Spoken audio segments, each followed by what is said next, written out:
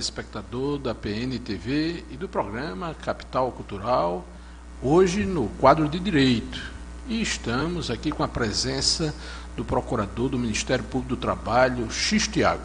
Eu tive o privilégio de estar com o X Thiago nas bancas da Universidade, da UFRN, no curso de Direito com ele, na década de 80, do século passado já, viu, X Thiago? Primeiramente, muito obrigado pela sua presença aqui, que muito nos honra. Você que abriu a agenda e, neste horário, está aqui conosco para falar com o nosso telespectador. X Thiago, muito obrigado pela sua presença e eu gostaria que, quando você iniciar, fizer os cumprimentos aos nossos telespectadores, começasse a falar para o nosso telespectador o que é o Ministério Público do Trabalho. Bom, boa tarde, Evandro. É um prazer estar aqui com você, voltar a encontrar um amigo de faculdade.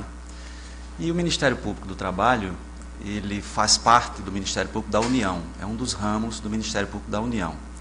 Portanto, é um Ministério Público em âmbito nacional, que tem 24 procuradorias regionais nos estados brasileiros e tem a Procuradoria-Geral do Trabalho, situada em Brasília. O Ministério Público do Trabalho, ele é o guardião da sociedade, eu diria, na área das relações laborais, na área das relações de trabalho. E nós atuamos em questões que são muito caras à nossa cidadania, dentre as quais, e de maneira mais relevante, eu destaco o combate ao trabalho infantil, a proteção ao trabalhador adolescente, destaco também a proteção dos trabalhadores na área de saúde e segurança do trabalho, envolvendo o meio ambiente de trabalho. Nós temos uma atuação também na área da discriminação, a área em que há preconceitos, em que há exclusões, em que há situações de assédio, assédio moral, assédio sexual. Atuamos também na área sindical, no que diz respeito às questões que envolvem greve, às questões que envolvem condutas antissindicais, ou seja, condutas inibitórias da atuação sindical. Atuamos também nas áreas de fraudes no âmbito dos sindicatos e temos outras atuações também de relevância, e eu destaco o trabalho escravo. Nós atuamos... Análogo ao escravo, né? Nós atuamos em todo o Brasil, em todas as situações que caracterizam, eu diria, a configuração de uma situação de trabalho degradante, de trabalho forçado, de trabalho escravo. Muito bem, X Thiago é professor também da UFRN, do curso de Direito. Ele é natalense, procurador, né, aqui do Estado, né, do Ministério Público, um concurso nacional. Xisto, agora o mês de abril, que está ainda se encerrando, o Ministério Público do Trabalho lançou a campanha pelo Abril Verde, que coloca para a opinião pública, para a sociedade, para a cidadania, a questão do acidente de trabalho, da doença decorrente do esforço laboral. Gostaria que você situasse o Abril Verde. Bom, o Abril Verde é uma campanha que é feita todo mês de abril no país, mas também é uma campanha que existe mundialmente. A Organização Internacional do Trabalho, ela elege um dia como sendo o Dia Mundial de Combate ao Acidente do Trabalho, considerando a estatística que poucos sabem, que existem no mundo e em especial no Brasil. O Brasil hoje é o terceiro ou quarto país do mundo com maior número de acidentes do trabalho. Só para se ter uma ideia, o Ministério Público do Trabalho lançou no mês passado um observatório digital sobre saúde e segurança do trabalho, em conjunto com várias instituições públicas e privadas, reunindo toda a base de dados do Brasil sobre as questões de saúde e segurança do trabalho, e nós chegamos a números absolutamente estarrecedores. O Brasil, nos anos de 2012 a 2017, gastou 26 bilhões de reais, repetindo, 26 bilhões de reais, com o pagamento de benefícios previdenciários. Auxílio de acidente, auxílio doença, auxílio doença, não é? As pensões por morte, de trabalhadores que foram vítimas de acidentes do trabalho. Uma outra estatística também assustadora é a que 315 milhões de dias de trabalho nesse período deixaram de existir por conta dos afastamentos dos trabalhadores. E mais, nesse tempo, houve 15 mil acidentes, ou seja, 15 mil pessoas. É a população de um município de nível médio, 15 mil trabalhadores faleceram por conta de acidentes de trabalho. Portanto, nesse período de 5, 6 anos. O dado é estarrecedor também porque só em 2017, entrando agora em 2018, nós temos no Brasil, a cada 4 horas e meia, um trabalhador morrendo por conta de acidente. Mas há um outro dado que também integra esse contexto nebuloso. É que esses dados são os dados formais, são os dados que a Previdência apura, são os dados que a Superintendência Regional do Trabalho, nas suas fiscalizações, o trabalhador que é clandestino numa relação empregatícia está fora desses dados. Portanto, o trabalho informal, o trabalhador que não tem carteira assinada, o trabalhador autônomo, o trabalhador por conta própria, que se acidenta, ele está fora dessa estatística. Houve uma previsão do que isso significava. Isso significava exatamente o dobro desses números que nós tivemos. Para você ter uma ideia, todo esse exército de trabalhadores acidentados, todo esse exército de trabalhadores adoentados no trabalho, seja no campo formal com carteira assinada, seja no campo informal, eles são atendidos pelo SUS. Portanto, além do custo previdenciário, nós temos o custo do atendimento hospitalar nas unidades de saúde pública. Isto quer dizer, portanto, que uma parte do déficit brasileiro, ou seja, de uma conta que todos nós estamos pagando, e mais cedo ou mais tarde vamos pagar muito mais, decorre exatamente da existência de acidentes de trabalho e de adoecimentos decorrentes também das relações trabalhistas. Esses dados, Tiago, são estarrecedores, são altíssimos, né? Chama muita atenção, inclusive, a quantidade de falecidos, né? Ou seja, devem ser homens e mulheres, 15 mil falecimentos só em decorrência de acidente de trabalho. Tem outro tipo de prejuízo também, que é nas relações humanas. Quantos chefes e mulheres também, que são chefes de famílias, desapareceram e desampararam famílias, filhos, que não acompanharam mais, né, o crescimento, o desenvolvimento dos filhos, né? Ou seja, atingindo também a família brasileira, tem esse aspecto.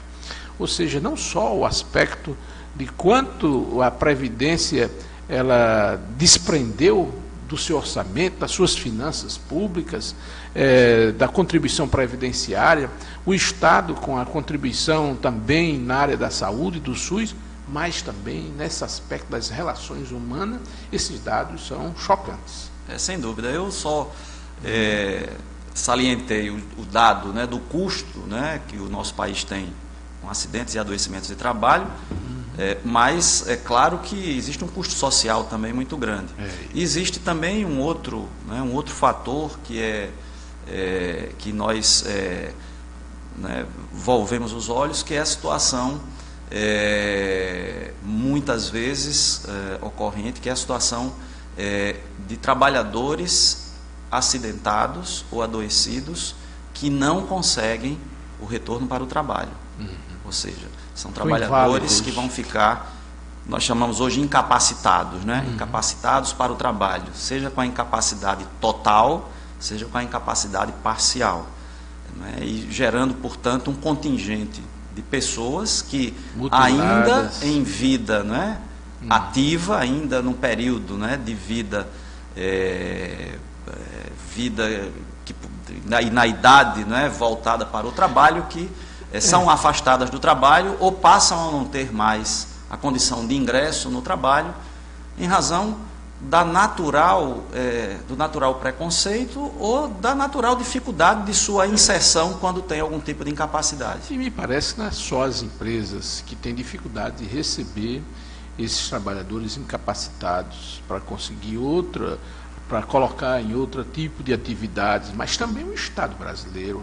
Eu vejo nos municípios onde eu tenho uma atuação, quando tem um servidor que está incapacitado, para consegui-lo, inseri-lo na relação de trabalho, é uma dificuldade. Sim. Né?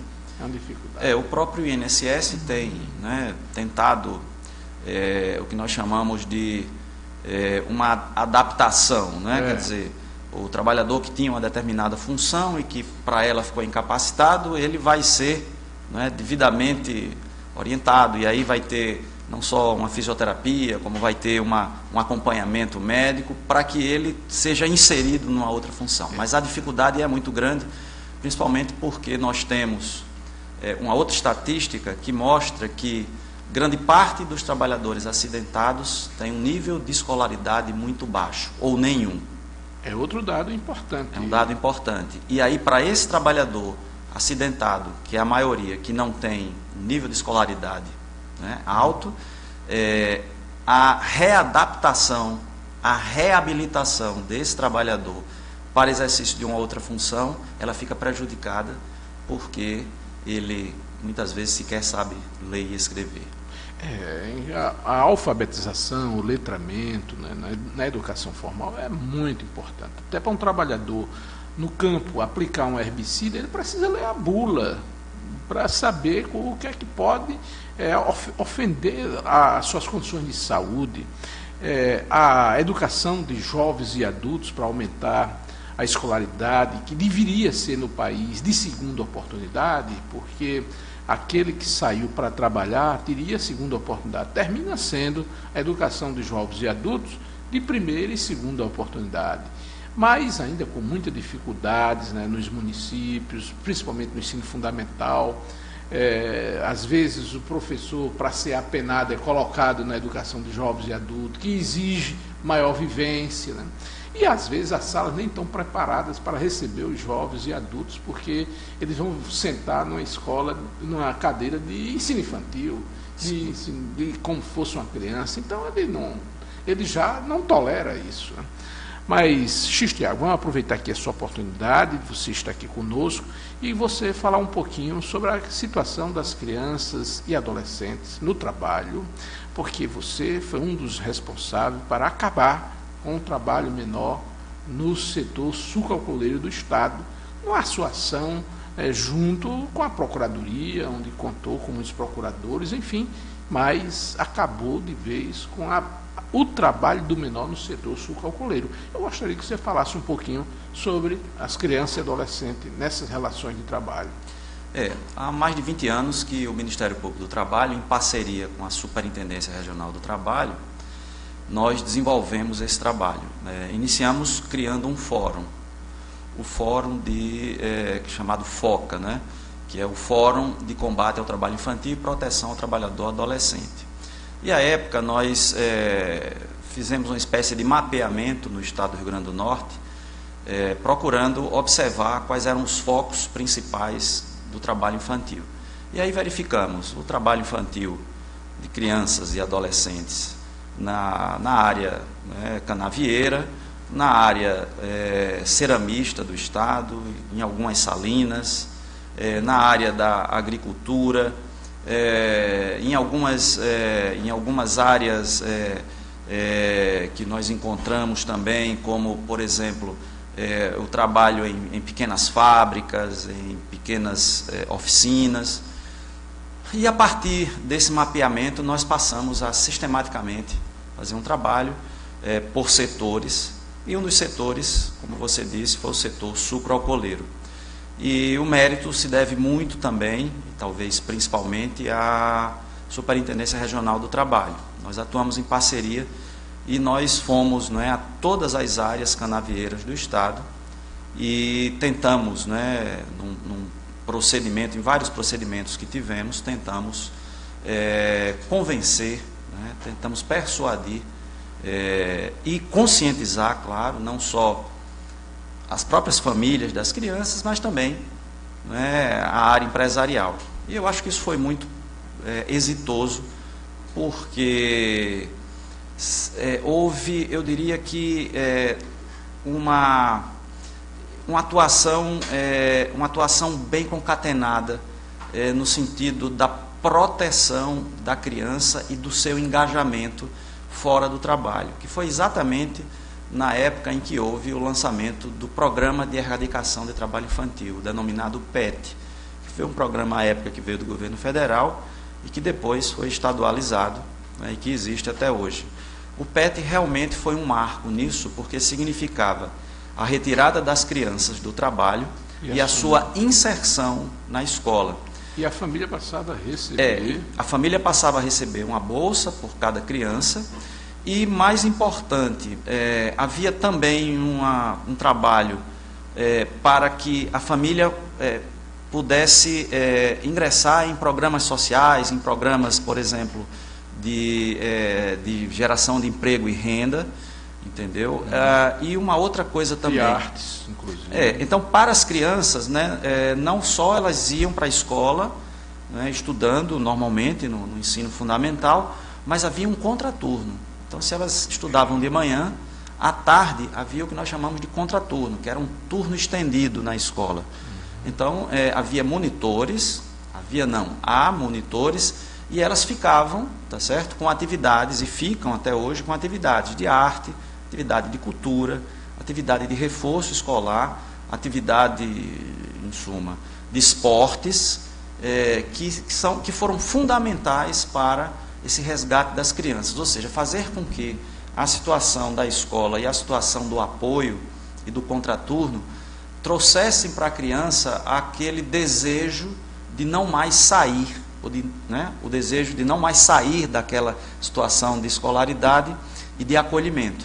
E isso foi muito válido. Eu conheço várias crianças e adolescentes que se tornaram profissionais nesse tempo de 20 anos, que desenvolveram talentos impressionantes na música, nas artes, né, na cultura, que passaram no vestibular, que hoje dão o exemplo disso. Muito bem, X-Tiago, olha, a produção já está nos dizendo que está se encerrando o nosso tempo, mas eu gostaria de colocar, né, vou colocar para você, da condição de procurador, a importância, né, do Ministério Público nas negociações coletivas, nas instalações de dissídios, quando se vai para um movimento paredista, para a greve. É muito importante, porque as partes às vezes não ingressam com um dissídio e o Ministério Público tem feito isso, né? E aí sim mantém um equilíbrio, tentar manter o equilíbrio do tecido social, né?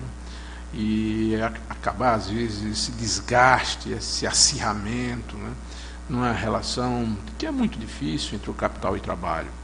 Então eu gostaria que você colocasse um pouquinho sobre essa participação do Ministério Público nos dissídios. Inclusive agora, recentemente, nós tivemos uma iniciativa dos vigilantes que o Ministério Público ele instaurou o dissídio e foi resolvido com os vigilantes no setor bancário.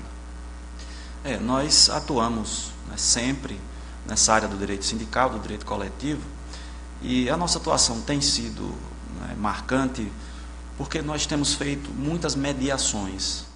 A credibilidade que o Ministério Público do Trabalho, né, passou a ter pela atuação dos seus membros, né, pela capacidade, pela confiança de ambas as partes, isso gerou uma natural confiança, como eu disse, para que muitos dissídios, para que muitos conflitos, antes de serem ajuizados, antes de serem transformados em ações judiciais perante a Justiça do Trabalho, tivessem, né, uma passagem, né, a pedido das próprias partes no Ministério Público.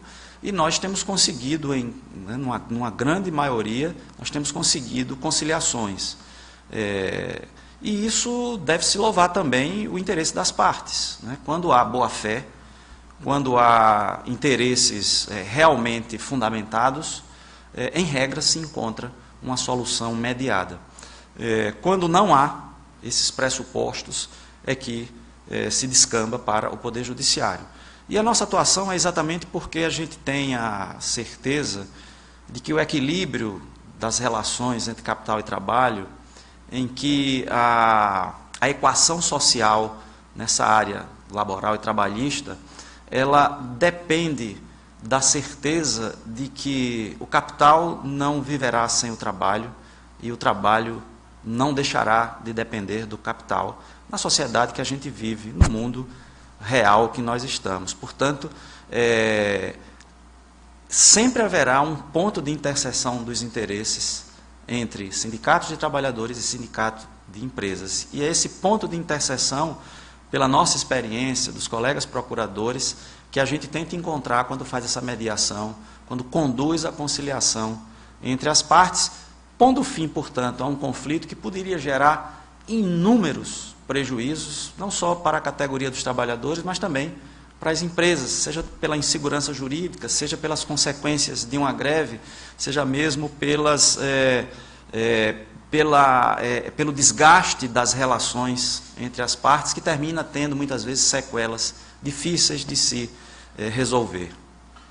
Olha, Tiago, muito obrigado. Chegamos ao fim do nosso programa. E você, telespectador, obrigado pela audiência. Até mais um próximo programa. Vamos passar a palavra para X. Tiago, procurador do Ministério Público do Trabalho, aqui na 21ª região, né, do estado do Rio Grande do Norte, para fazer também as suas despedidas. Eu queria, como estamos no mês do Abril Verde, já se encerrando o mês, próximo do encerramento, e você tocou num tema, eu queria dizer que o Brasil hoje é um dos países que tem maiores problemas com agrotóxicos.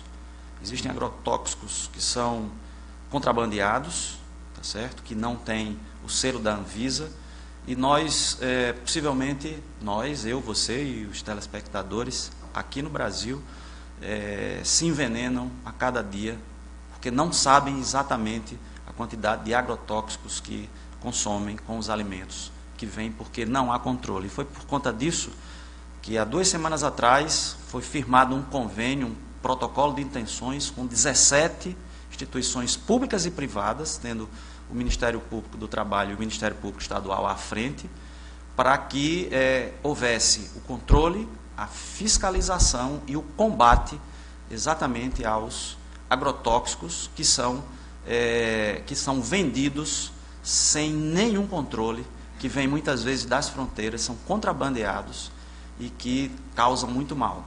Existem pelo menos 15 doenças que são causadas pelo consumo de alimentos com agrotóxicos. O câncer é o principal. Descobriu-se agora em Mato Grosso uma região em que tem agrotóxicos que são trazidos por aspersão em pequenos aviões, eles aspergem isso. Que atinge rios, mananciais. Que atinge rios, e se verificou que o índice de autismo nas crianças é o dobro do índice de autismo na média do resto do Brasil. E os pesquisadores da Universidade de Mato Grosso verificaram que a resposta é exatamente o agrotóxico, né, que é aspergido, que o vento leva e que muitas vezes ele se impregna sem você perceber em pequenas partículas, gotículas na pele, e são absorvidos pelo corpo dos adultos, e isso vai ter consequência nos seus filhos de amanhã. Muito bem, então muito obrigado, X. Tiago, pela sua presença e com a sua audiência. É um prazer.